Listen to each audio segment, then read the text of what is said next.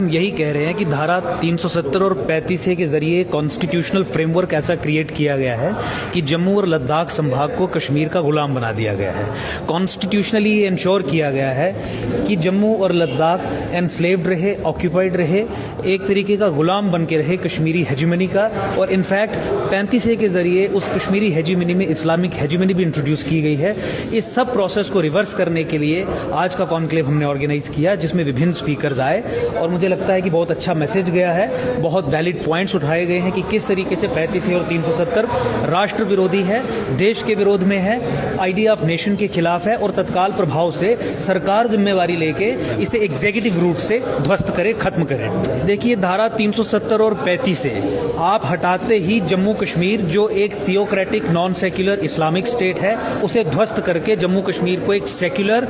State का दर्जा देंगे। सेक्युलर जो भी जानकारी अभी देश में फैलाई जा रही है वो ISI प्रायोजित जानकारी है और इसे जोड़ा जाता है जमीन और नौकरियों के साथ जम्मू कश्मीर में, जबकि 370 और 35 का इससे कोई संबंध नहीं है। 35 और 370 ये इंश्योर करता है कि जम्मू कश्मीर को मुस्लिम एस्टैब्लिशमेंट के जरिए चलाया जाए। ऐसे मैकेनिज्म्स इंट्रोड्यूस किए गए हैं 35 और 370 के जरिए कि आपके पास जम्मू कश्मीर में जो पावर है, पॉलिटिकल पावर है, वो हैंड ओवर की जाएगी केवल और केवल मुस्लिम एस्टैब्लिशमेंट को, और स्टेट एपरेटस इस तरीके का बनाया जाएगा जो इस्लामिक हेजिमनी और इस्लामिक कम्युनलिज्म के इंटरेस्ट्स को फर्दर करे। और इसीलिए हम ये कहते हैं कि 35 और 370 एक इस्लामिक स्टेट क्रिएट करता है जो आइडिया ऑफ इंडिया के भी विरुद्ध है, उसके खिलाफ है, एंटी कॉन्स्टिट्यूशन है, एंटी सेक्युलर है, और इसीलिए इसे खत्म किया जाना चाहिए। देखिए, कांग्रेस की तो कोई निष्ठा नहीं है धारा 370 और 35 को खत्म करने की। वो तो केवल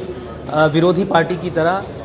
पोल खोलना चाहती है भाजपा की, जो अभी इस स्टेज में पहुंची है 6ठे वर्ष में कि अभी केवल देश को इन्फॉर्म कर रही है कि धारा 370 और 35 से तो टेम्पररी प्रोविजंस है। देखिए, ये जब जिस समय ये धाराएं बनी थी, इसकी हेडलाइन ही यही लिखी गई थी कि टेम्पररी प्रोविजंस है। खत्म करने की बात जो है वो केवल और केवल 5 मिनट में, एक दिन में 370 और 35 को खत्म किया जा सकता है और सुप्रीम कोर्ट में इस केस का पेंडिंग होना कोई भी इंपेडिमेंट नहीं है।